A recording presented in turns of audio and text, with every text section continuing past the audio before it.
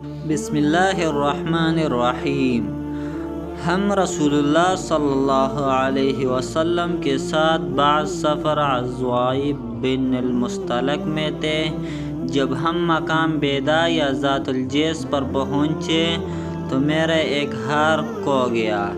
رسول اللہ صلی اللہ علیہ وسلم اس کی تلاش میں وہیں ٹھہر گئے اور لوگ بھی آپ صلی اللہ علیہ وسلم کے ساتھ ٹھہر گئے، لیکن وہاں پانی کہیں قریب میں نہ تھا۔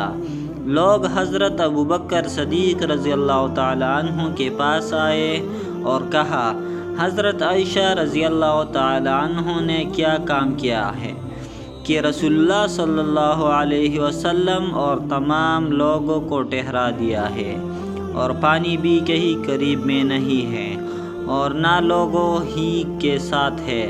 پھر ابوبکر صدیق رضی اللہ تعالیٰ عنہ تشریف لائے۔ رسول اللہ صلی اللہ علیہ وسلم اپنا سر مبارک میری ران پر رکھے ہوئے سو رہے تھے۔ فرمانے لگے کہ تم نے رسول اللہ صلی اللہ علیہ وسلم اور تمام لوگوں کو روک لیا، حالانکہ قریب میں کہیں پانی بھی نہیں ہے اور نہ لوگوں کے پاس ہے۔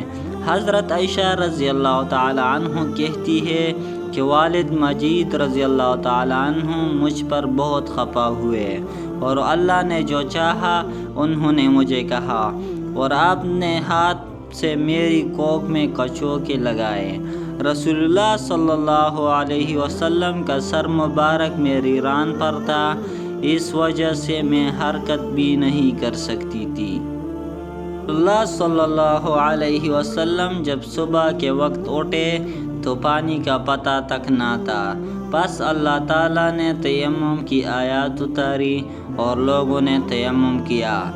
اس پر سعید بن حضیر رضی اللہ تعالیٰ عنہ نے کہا، اے ابی بکر، یہ تمہارا کوئی پہلی برکت نہیں ہے۔ حضرت عائشہ رضی اللہ تعالیٰ عنہ نے فرمایا، پھر ہم نے اس اونٹ کو ہٹایا جس پر میں سوار تھی، ہار اسی کے نیچے مل گیا۔